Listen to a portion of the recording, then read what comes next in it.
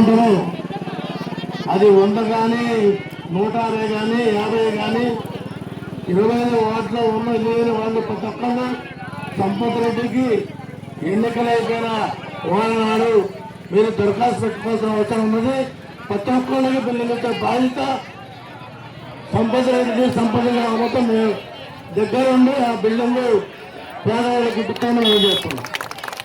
అట్లనే రెండోది కూడా స్థలం ఉండి బిల్డింగ్ కట్టుకోలేని వాళ్ళకు ఇల్లు కట్టుకునే వాళ్ళకి రోడ్లు వేసుకున్న వాళ్ళకి